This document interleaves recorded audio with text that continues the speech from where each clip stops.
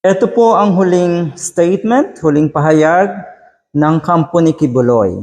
Kung patas daw ang magiging laban at magiging pagtrato sa kanya ng hudikatura, ay sigurado daw na malulusutan niya itong patong-patong, yun parang sinabi patong-patong, sangkaterba, sandamakmak, napakaraming akusasyon na karumal-dumal. Tapos may gana kayong sabihin na malulusutan kung patas. Naku po, ang labo niyan dahil kung totoong patas ang mangyayari ay siguradong kulong at tiklo etong idolo niyo na si Kibuloy. Kasi kung totoo daw o kung patas daw ang magiging pagtrato at pag-imbestiga ay sigurado daw malulusutan. Nakaw! Alam niyo po ang pag-asa na si Kibuloy? Ang pag-asa ni Kibuloy ay sigurado tayo na kapag hindi gumana ang batas at hindi patas ang investigasyon, sigurado makakalusot yan. Pero kung totoong o kung patas talaga ang magiging investigasyon at patas ang mga maglilitis sa kanya, siguradong tiklo, siguradong wala ng lusot etong si Kibuloy.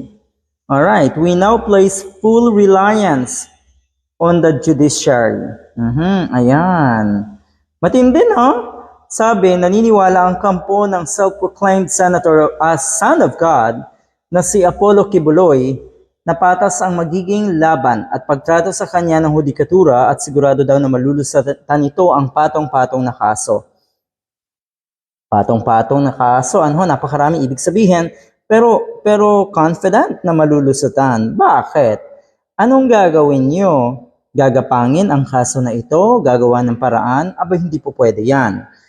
Sigurado tayo ang buong sambayanan, mas lamang sa mga kababayan natin, ang gustong makulong, ang gustong maaresto etong child abuser, human trafficker at syempre kung ano-ano pang karumal-dumal nga na akusasyon ang kanyang hinaharap.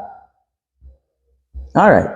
Sabi pa, we now place full reliance on the judiciary as the final nation of the people's rights, confident that rights of an innocent man,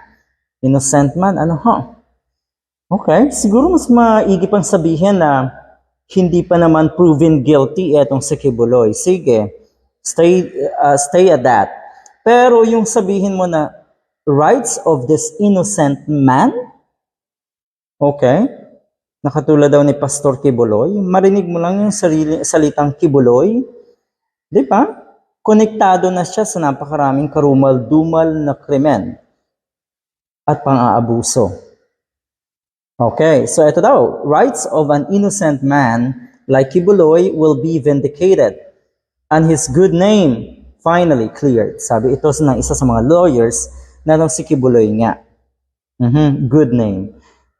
Okay, siguro from the start, lahat man tayo, we should have a good name from the start. Kaya lang kasi minsan nadudungisan ang pangalan natin dahil sa ating mga personal na interest.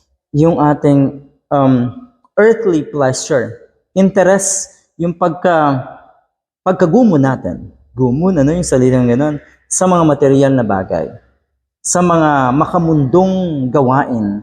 Yan po ang nagpapasama sa atin, sa ating pangalan. Matagal na negatibo ang imahe na itong si Kibuloy. Matagal na po. At sino po yung mga nagrereklamo sa kanya?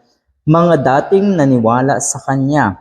Mga dating nauto at nabaluktot ang kaisipan dahil sa kuno, siya nga ay son or appointed son of God. Ganito ang sinasabi na itong sina Bato de la Rosa at Robin Padilla na inosente, na mabuting tao. Abay, yun yung nakakagigil, na madalas kong sabihin, binabago nyo ang definition ng isang mabuting tao.